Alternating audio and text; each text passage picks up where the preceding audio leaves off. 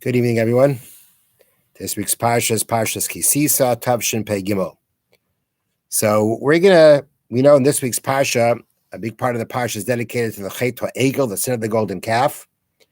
And we're going to touch on a very interesting subject that comes out from the Chet HaEgel. We're not going to discuss the sin itself and all the many interpretations that are involved in it, but rather touch on a very interesting point that comes out of it. So it's Perek Lamed Beis Pasuk Aleph, chapter 32, verse 1. Vayar ha'am ki v'yishesh Moshe l'redis min ha'har. The nation saw that Moshe was delaying coming down from the mountain. Moshe had gone up on Mount Sinai to receive the Torah. And according to as the commentaries explain, according to the miscalculation of the Jewish people, Moshe should have been down already, and he wasn't.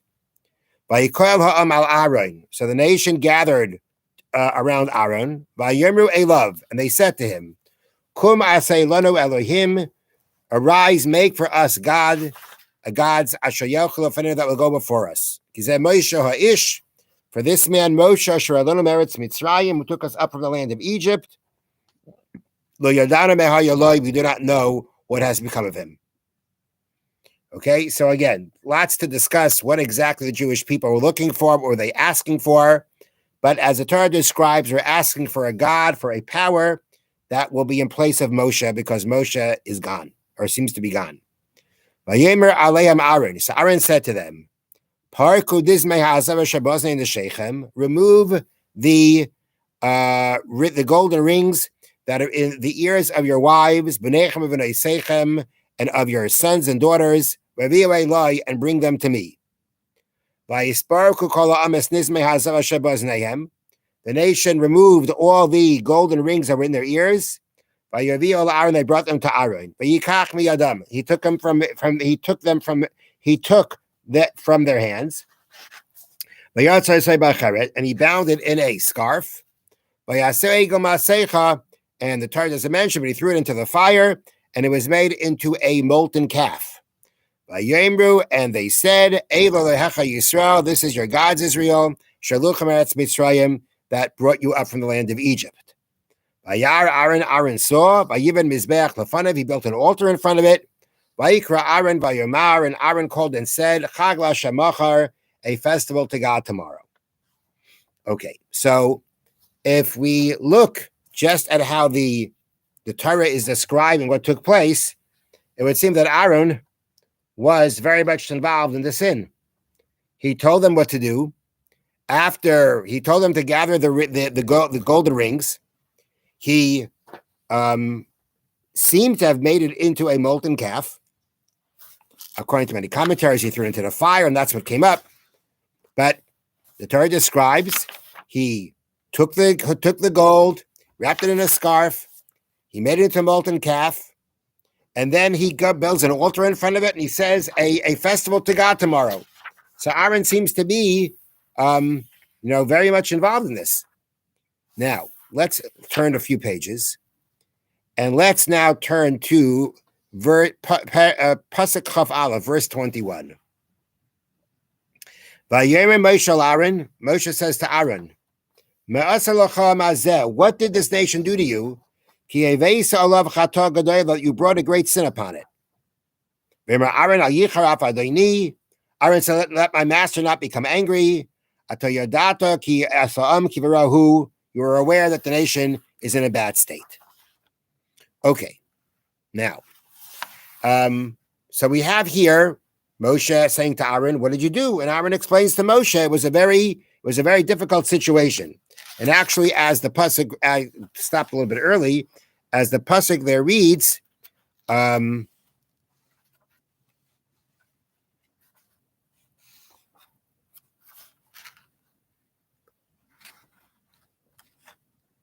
okay. Aaron continues and says to Moshe in Pasuk Chav Gimel, verse 23, Vayemru li, they said to me, Asay lanu Elohim, make for us gods asher yelchu lefanenu that will go before us. For this man Moshe, who took us up from the land of Egypt, we do not know what has become of him. I said to them, who has gold? His parakah vayitnu li, remove it, and they gave it to me. Threw it into the fire. And he saw that the eagle and this eagle, this calf, came out. Moshe saw the nation that was uncovered. Brian had covered them for a disgrace among those who rise against them. Okay, so Aaron seems to not be in a very good place here. Moshe is chastising him. He explains himself, but it says that Aaron has uncovered them in front of their enemies, meaning he's made them vulnerable because of the sin to their enemies. So Aaron seems to not be in a very good spot. The Medrash, actually in last week's Parsha, Hashem says to Moshe, you shall bring forth your brother Aaron. This is where Hashem told Moshe to take Aaron and to bring him close to him and to make him into the Kohen. And the Medrash there makes the following comment. The Medrash says, when Moshe descended from Har Sinai, and he saw how Aaron was involved in the sin of the golden calf, so Moshe considered Aaron guilty in his involvement in this very grave sin. Now, what Moshe didn't know, as the Medrash points out, and this is a well-known Medrash, is that everything that Aaron did really was to delay the Jewish people from sinning. That was his intention. Aaron did not expect that they would be able to get the gold from their wives and children so fast. And when Aaron went ahead and said, Chag LaHashem Machar, it's a festival to Hashem tomorrow. He didn't say today, he said tomorrow.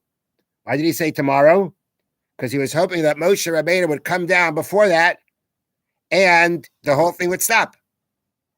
So although Aaron was acting and he was participating in the sin of the golden calf, his intentions, everything that he did really was to actually delay the Jewish people from worshiping the golden calf.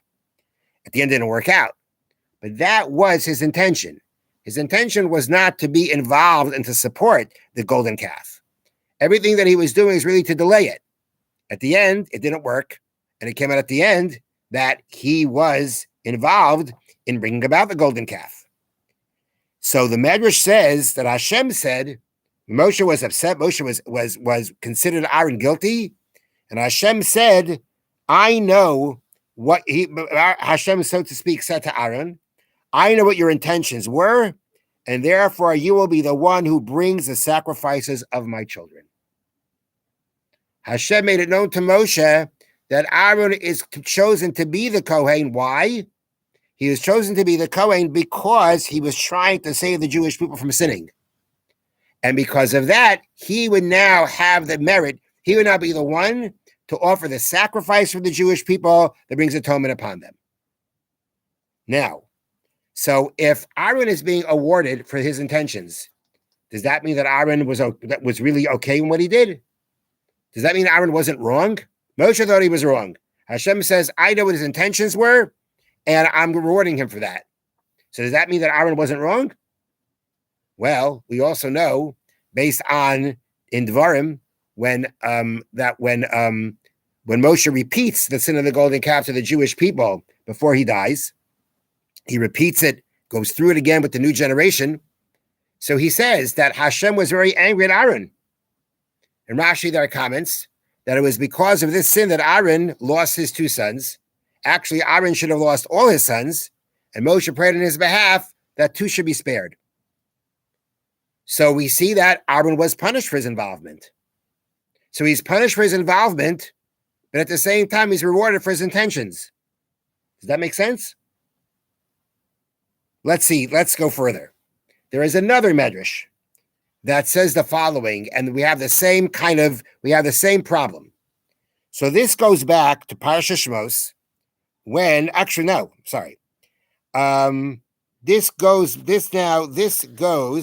this actually goes into this week's Parsha.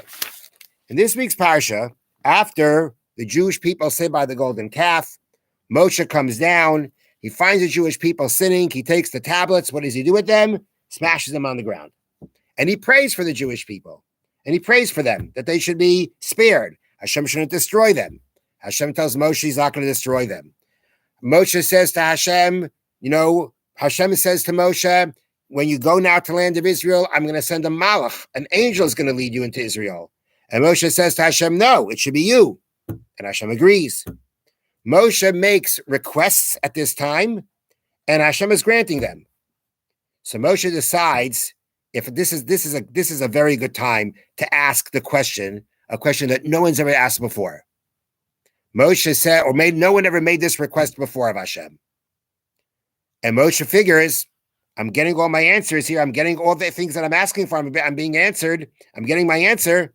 So I'm going to make the following request. Moshe says to Hashem, Hareini nas kavaydecha. Show me your glory. Show me your glory. Sounds like Moshe says to Hashem, let me see you, Hashem. Now, commentaries explain, no one can see Hashem.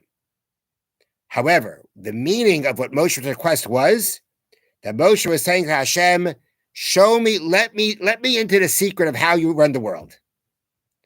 Give me the full understanding of how the world runs. So to speak, share with me what your plan is. We know that Hashem has his plans, and there's always a level that we're not going to be able to understand. Moshe asks from Hashem, give it to me.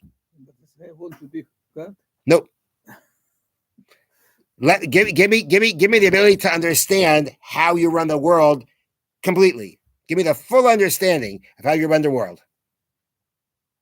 So Hashem says to Moshe, no. You can't see my face, but I'll show you my back. Which means that Moshe was given the highest level of understanding that anybody ever had in how Hashem runs the world, but he couldn't get it all. Now, that's what we find in this week's parsha. Now, there's another part to this story. The Medrash says, the Talmud says, that when Moshe asked Hashem, show me your glory, Hashem said to Moshe, when I wanted, you didn't want.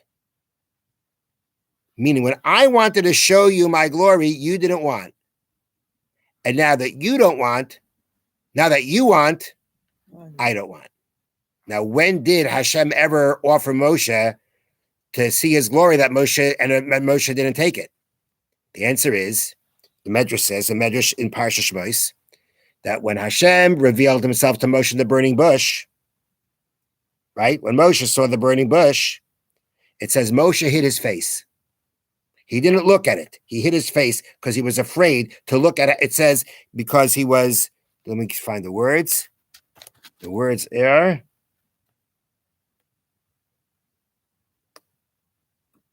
Moshe hid his face for he's afraid to look towards Hashem. That's what the pasuk says. I don't have the words in front of me right now, but that's what it says. He was afraid to look to Hashem. Okay? Says the Medrash, if Moshe would have looked, he would have seen it all. Whatever he eventually asked, what he eventually asked for, show me your glory, Moshe would have looked there, he would have gotten it. He had a chance. And he didn't use it. And therefore Hashem says, when I wanted, you didn't want. No. Now that you want, I don't want. Now, what's really interesting is that that's not the end of the story. Because actually, the Medrash continues and says that for every part of Moshe not looking at Hashem, not looking at the bush when it was burning, because it says he was afraid to look at Hashem, he was rewarded for that. The Medrash says that because of the fact that Moshe, let me find it.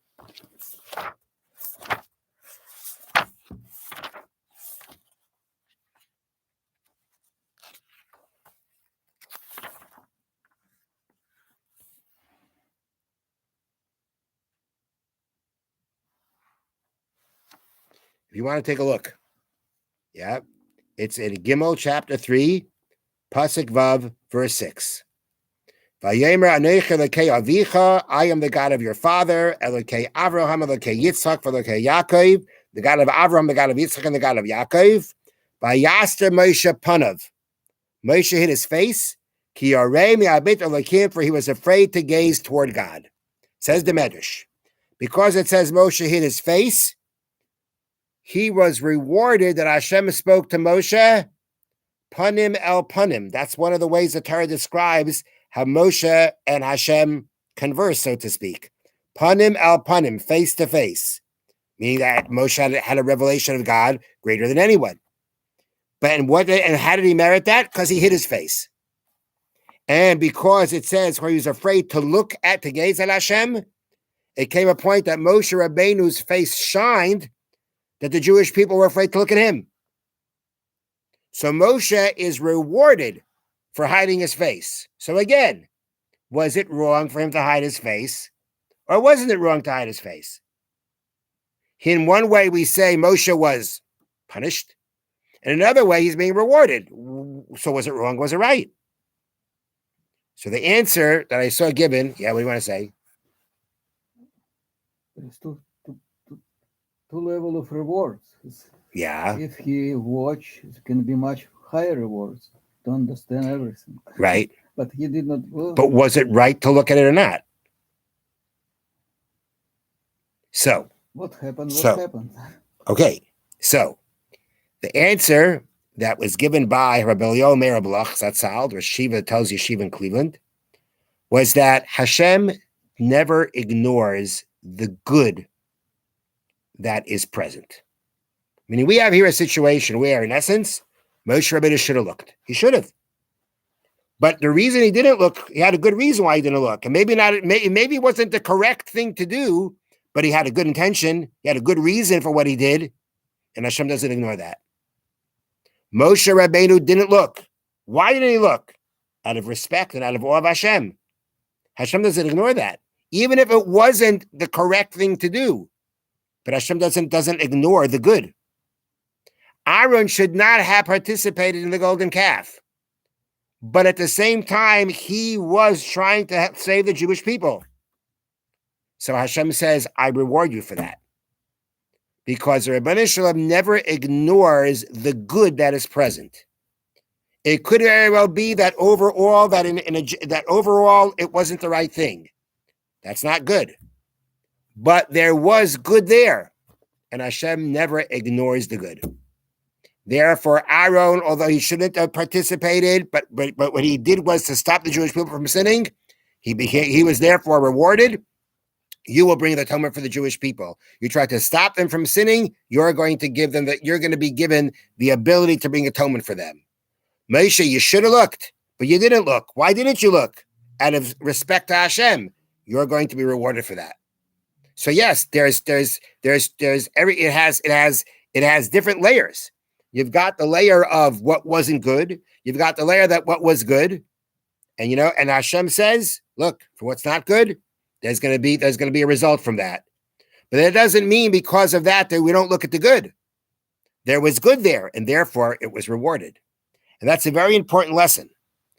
Whenever we deal, there are so many situations with people that we deal with where there are some not good parts to the person, some parts of the person that can be very, very problematic.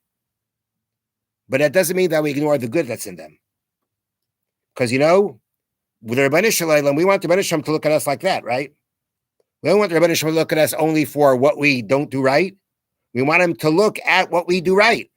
Even though we have done things that are wrong, we still want Hashem to look at what's right in us. And that is what we should do. And this is what Hashem did here. Even though we're talking about there was something that wasn't good, it wasn't appropriate, it wasn't proper. Hashem doesn't ignore the good. We should approach people the same way. We should approach life the same way. We should approach everything the same way. That even when things have their problems, even if things have their negativity to them, that is not a reason to ignore the positivity that's there. So I'm going to share you a story. Okay. There was a great tzaddik in Yerushalayim. His name was Rabbi Levin. And the story goes that there was a rabbi. There was a person who was vehemently against Rabbi Levin for certain things that he did. There was a philosophical difference between them, and this person held that that he was very much against Rabbi Levin for what he did. Now, this person was one time arrested. He was arrested. Who was against him? Yeah, he was arrested. The person against Rabbi Levin was arrested for something. Basically, my understanding is it was a time in Israel when there were a lot of protests against desecration of Shabbos, which still goes on sometimes. And this person got arrested for it. He was a very prominent person in his circles. Well, when Rabbi Levin heard that he was being taken to jail, he started making accommodations for him there because Rabbi Levin had a lot of connections with the jails because he was known to visit jails every Shabbos. He visited the jails during the British Mandate when they had political prisoners there. He visited criminals every Shabbos there. He was well known in the jail, and they gave him anything he wanted. So when Rabbi Levin knew this person was coming to jail, he made sure that there was a Torah brought to the cell that he can make sure that he can have a minyan there and hear the Torah reading. And he saw the first cell they wanted to put him in. It was too dark. Take him to a lighter cell. Fine.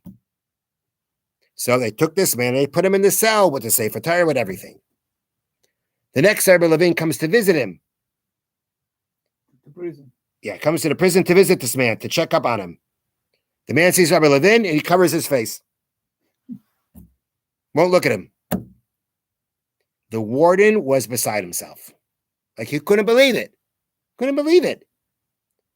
Did look at every and it's not like this man didn't know who made the arrangements. He knew who made the arrangements. And he still wouldn't look at him. He said to Rabbi Levin, how do you deal with this? How do you be such a person? Rabbi Levin said to him, you're missing something. He's consistent. He's consistent. He is not compromising on his beliefs just because I did him a favor. He's being consistent. He's authentic. That was the greatness of Rabbi Levin. And it was serious. He was serious about it. He was looking at the good. And that is how we have to approach life. That's how we have to approach people. That's how we have to approach life. That in anything that we encounter, there could be negative parts, there could be negativity there could be positivity. And we have to make sure to see the positive, look at the good, see the good in a situation, see the good in others. And as I said before, that's what we want Hashem to do for us. And we know that how we deal with others is how Hashem deals with us. So maybe be able to find the good and the positivity in everything, so that Hashem should see the good and the positivity in us. Have a wonderful Shabbos. But how is the situation you talk?